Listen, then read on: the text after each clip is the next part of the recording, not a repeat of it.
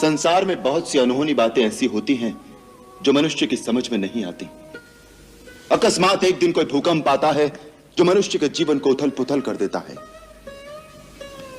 ऐसे समय किसी दूसरे को दोष नहीं देना चाहिए, उसे दैववश मानकर, अपना प्रारब्ध मानकर स्वीकार कर लेना चाहिए। आज जो हो रहा है वो होनी करा रही है।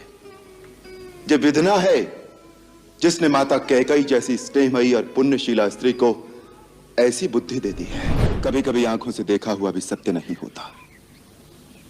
राजपद का प्रमाद साधारण मानव को हो सकता है, इंद्र जैसे देवता को भी हो सकता है, परंतु भरत का स्थान देवताओं से भी ऊंचा है। वो एक महामानव के रूप में महानता की परिसीमा है। जिस प्रकार खटाई की एक बूंद से क्षीर सागर का दूध नहीं फट सकता, उसी प्रकार अयोध्या तो क्या, त्रिलोक का राज्य भी भरत को दे दिया जाए तो भी उसे राजमत नहीं हो सकता। माता, मैं तो केवल इतना ही जानता हूं कि भगवान के निकट जाति पाति, ज्ञान, धर्म, कुल, गुण और चतुराई का कोई मोल नहीं होता। वो तो केवल भक्ति के नाते को ही सच्चा नाता मानते हैं। मैया अपने पुत्र से अपनी ममता का मोल मांगने आई हैं? माता, यदि आपकी ममता का यही मोल है कि मैं जिसे धर्म मानता हूं उसका त्याग कर दूं, आप जिस रघुकुल की शोभा हैं उसकी कीर्ति में पिता का वचन भंग करके कलंक लगा दूं, तो कहिए, मुझे आपके चरणों की सौगंध है, मैं इसी समय अयोध्या लौट जाऊंगा।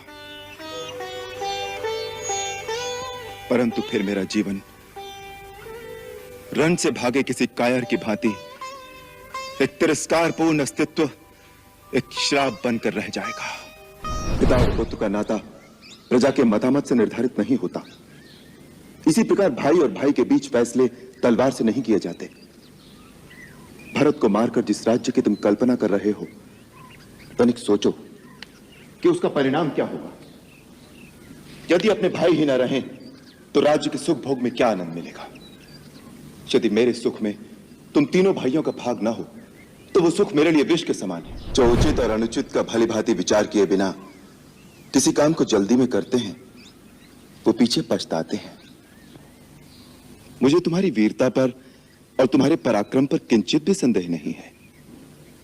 तुम क्रोध के आवेश में भरत को अवश्य मार सकते हो, परंतु जब तुम्हें पता लगेगा कि भरत पर तुम्हारा संदेह मिथ्या था, तो क्या फिर उसे जीवित भी कर सकोगे?